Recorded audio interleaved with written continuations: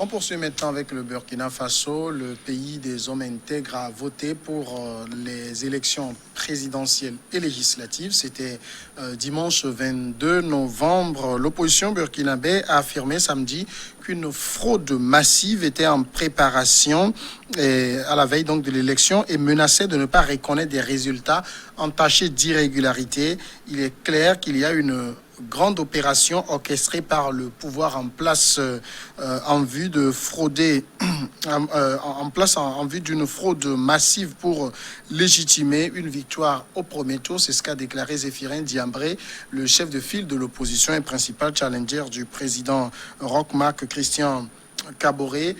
Basile Agbo, on a vu quand même une campagne au Burkina qui s'est déroulée plutôt sur une bonne note, mais cette rhétorique de l'opposition semble un peu mettre un petit point noir dans ce processus. Oui, j'ai suivi de loin l'évolution donc de la campagne en Côte d'Ivoire. Des amis sont là, on est en contact avec eux tout le temps.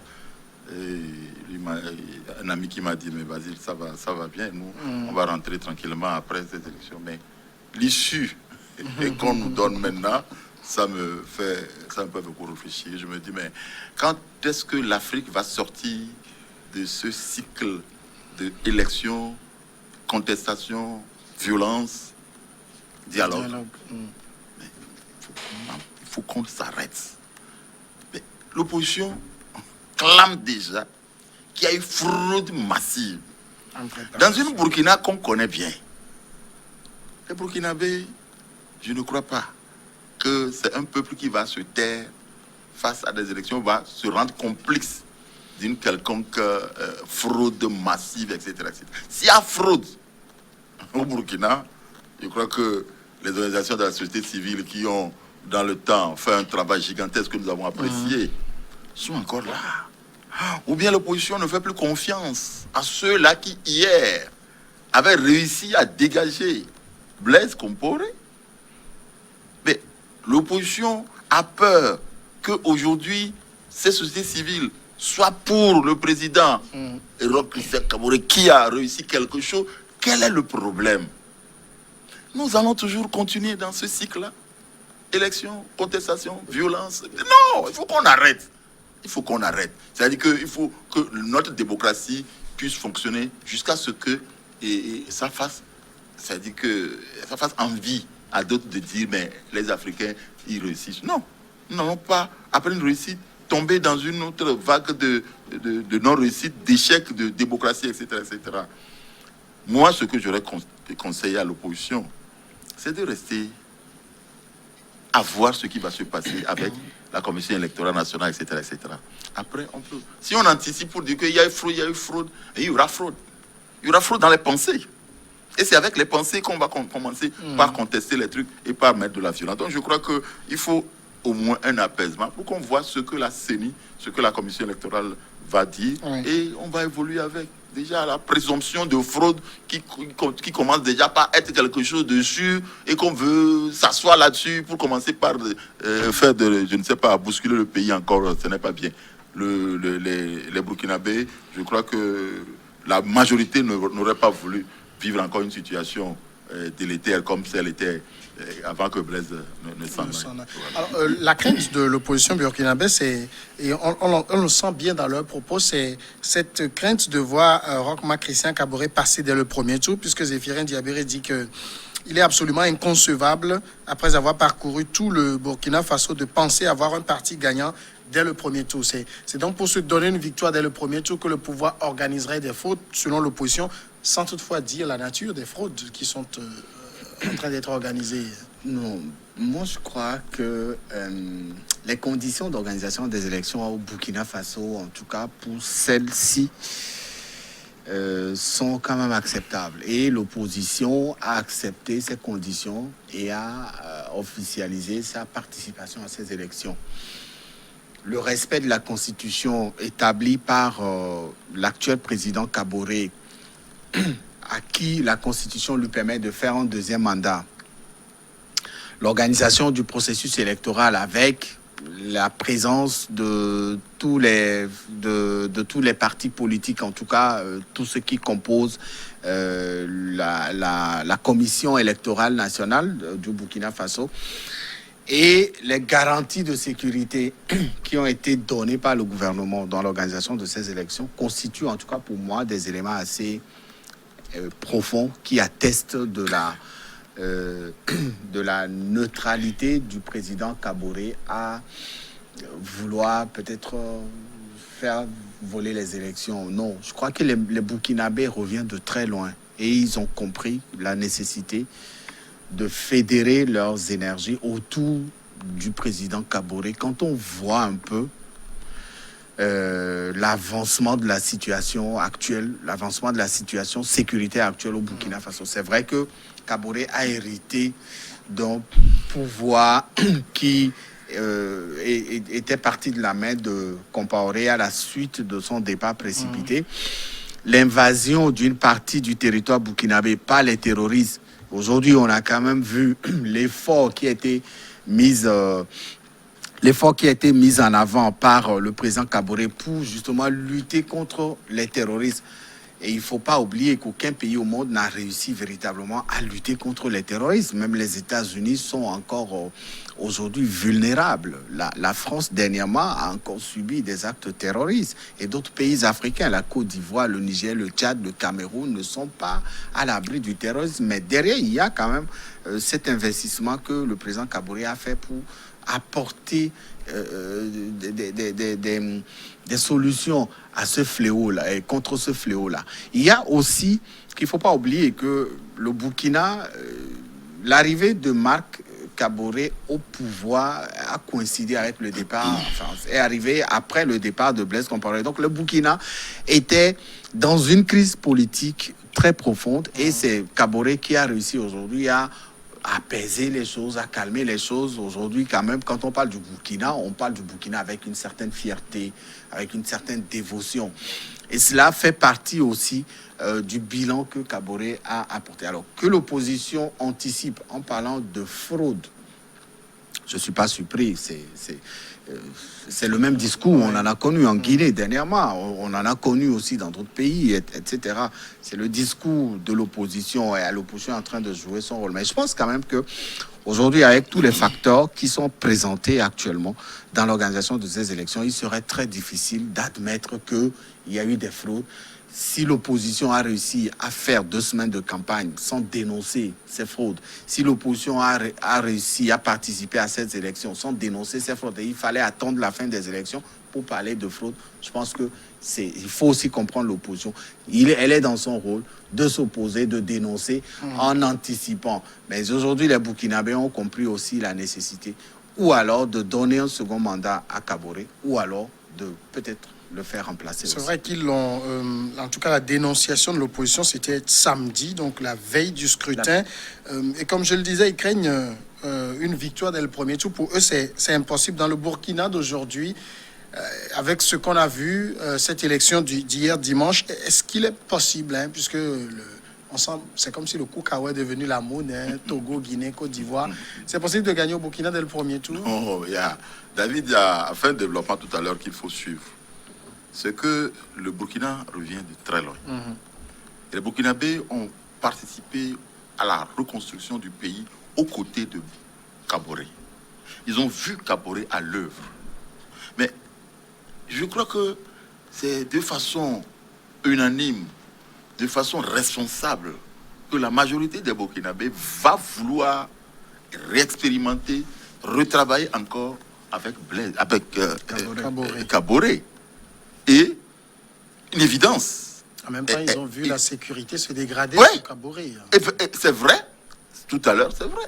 La sécurité, qui maîtrise la sécurité dans ce système dans lequel nous sommes, où aujourd'hui, l'insécurité s'est érigée en système. Avec les nouvelles technologies que nous avons, l'insécurité utilise les nouvelles technologies pour se développer. Et personne n'a réussi jusqu'à aujourd'hui, même les États-Unis, David l'a dit, n'ont pas réussi à arrêter l'insécurité. Alors, pourquoi j'appelle toujours Roch Je suis un fanatique de Blaise. aussi a fait son travail, a fait ses efforts pour ne serait-ce que apaiser un tant soit peu l'euphorie de ce que j'appelle l'insécurité grandissante un peu partout, tout en Afrique. Il n'y a que certains pays qui sont pour le moment épargnés, mais beaucoup de pays sont des proies faciles à l'insécurité. On ne peut pas accuser Roch de n'avoir rien fait. Il a fait quelque chose. Il a essayé. Les gens de l'opposition qui sont là, qui d'entre eux croient que lui, quand il va venir, il a la formule magique pour lutter contre l'insécurité. Les Burkinabés ne sont pas des enfants de cœur. Ils comprennent ce qui se passe. Ils savent qui est capable de. L'autre l'a démontré. C'est vrai que ça a dégradé, mais quand même, ils savent pourquoi ça a dégradé. Ils savent également les responsabilités qui sont les leurs aussi, en tant que citoyens. Parce qu'on ne peut pas dire, président, mets-nous en sécurité et nous on croise les bras, on reste dans nos maisons. Non. Tout le monde doit faire l'effort pour que la sécurité. Ils savent aussi que sous Blaise, c'était mieux. Ouais. Et c'est sous Blaise. Blaise, c'est eux qui ont dégagé Blaise parce que ça devenait trop. Non. Vous savez, les populations ne sont pas aussi bêtes que les gens le croient. L'opposition, là, elle est là. Elle joue son jeu. De dire, on a fraudé. Au FIMI, c'est le langage habituel. Quand l'opposition sent qu'elle n'a pas pu convaincre les gens sur le terrain, l'opposition a fait campagne un peu partout. Mais elle devait revoir tout ce qu'elle a pu faire face à la population et l'accueil que les populations leur ont réservé pour se dire si on nous gagne, c'est qu'on a fraudé. Est-ce qu'elles sont capables de démontrer aujourd'hui que quand nous sommes allés sur le terrain, nous avons convaincu 95% des Burkinabés à notre cause? S'ils sont capables de démontrer ça, ils sont capables également de dire que si nous ne gagnons pas, c'est comme la fraude. Mais beaucoup des gens ont fait des trucs dans d'autres pays où ils ont cru que parce que les gens venaient danser avec eux sur leur podium de campagne, donc ils devaient avoir 99% de fois dans tel milieu, mais ils ne savaient pas que non, les gens venaient parfois pour les observer, pour se moquer d'eux. Pour se moquer d'eux. Donc non, attends que je dise. Vas-y, ces allusions. Il ne faudrait pas. De cette émission, il fait que des allusions. Il ne faudrait pas que les opposants. À certains pays. Non, je dis certains pays. Les opposants ont toujours ce langage-là à dire si moi je ne gagne pas, c'est qu'on va frauder, etc. Non, qu'on arrête ça. Mais est-ce qu'il est impossible qu'il y ait des fraudes au Burkina Faso? Aucune élection n'est à 100%. Aux États-Unis, on conteste qu'on a fraudé. Voilà. Il y a eu des cas, non, il y aura forcément des cas, mais je pense que Kaboré n'a pas besoin de frauder ces élections pour passer en deuxième tour. Franchement parlant, les conditions dans lesquelles il est arrivé au pouvoir et ce qu'il a amené au pouvoir aussi sont assez d'éléments assez forts qui postulent en sa faveur, forcément. Et c'est ce que l'opposition craint. Et quand Zéphirin dit qu'il est impossible de passer au premier tour, autant il est impossible de passer le premier tour, autant il est aussi possible de le passer. Mais moi, j'aurais aimé que l'opposition fasse un discours d'assurance et de garantie de sa victoire. Et quand vous tenez des discours comme ça prouve que vous avez des réserves ou alors vous avez peur des résultats qui vont sortir. Vous avez eu le temps de faire la campagne et aujourd'hui, je l'estime en toute responsabilité que les Burkinabés ont besoin encore de Kaboré pour continuer le travail et c'est quelqu'un qui est arrivé au pouvoir parce que le peuple a porté son choix sur lui et quand il est arrivé, il a fait ce qu'il a pu. Il a travaillé, il n'a pas eu le temps, mais avec les années à venir, il aura forcément... Les résultats sont quand même là. Ça aurait été peut-être un autre candidat que le Burkina, en 5 dernières années, ne serait pas dans cette situation. Peut-être au mieux, peut-être au pire. Mais aujourd'hui, quand même, l'ensemble des Burkinabés ont compris aussi la nécessité de donner une deuxième chance à Kaboré pour matérialiser ce qu'il avait commencé et lui prendre le pouvoir pour le remettre à un autre candidat revient à ramener le Burkina au point de départ de ce qu'on avait connu aujourd'hui. Donc il faut rester dans cette terminologie-là et permettre au président actuel de continuer les efforts qu'il a déployés sur le terrain pour la sécurité et le bonheur des Burkinabés. Rien n'est simple. En 5 années, vous n'avez pas le temps de faire ce que vous pouvez faire. Ça, oui, mais dès le premier tour, c'est aussi ça que les opposants dénoncent. Ils disent qu'il est impossible actuellement que quelqu'un gagne dans le premier tour. L'opposition a voté. C'est pas l'opposition qui a voté, c'est les électeurs qui ont voté. Si les électeurs ont voté à plus de 50%, Kaboré, il passera le premier tour. Mais aujourd'hui, moi je le dis toujours, les conditions dans lesquelles ces élections ont été organisées sont quand même assez acceptables. L'opposition a accepté jusqu'à samedi, enfin jusqu'à dimanche, l'opposition n'a pas dénoncé les conditions d'organisation de ces élections. Ça veut dire que tout est clair, tout est limpide. Mais allez sur le terrain, allez faire votre campagne, allez convaincre les électeurs. L'opposition ne vote pas Kaboré, c'est les électeurs qui vont voter. Si les électeurs choisissent Kaboré, il passera le premier tour. Et s'il passe le premier tour, c'est aussi une preuve de l'adhésion du peuple burkinabé à sa politique. Ça n'a pas été facile pour lui. Il a eu le mandat le plus difficile. Je ne sais pas combien ils seront, ces Burkinabés, à accepter de prendre le pouvoir après le départ de Compaoré et de subir ce que les terroristes font subir à la population. Tous les jours, c'est des morts. Kaboré n'est pas resté les bras croisés. Il a fait ce qu'il pouvait. Il a réussi quand même à relancer le Burkina. Et aujourd'hui, les résultats sont là en sa faveur. Maintenant, c'est les électeurs burkinabés qui vont voter pour lui. S'ils votent Kaboré à plus de 50%, rien ne l'empêchera de sortir au premier tour. Mais on n'oublie pas que c'est pas comme dans d'autres pays. Kaboré affronte des poids lourds quand même. Devant ceux-là, passer dès le premier tour.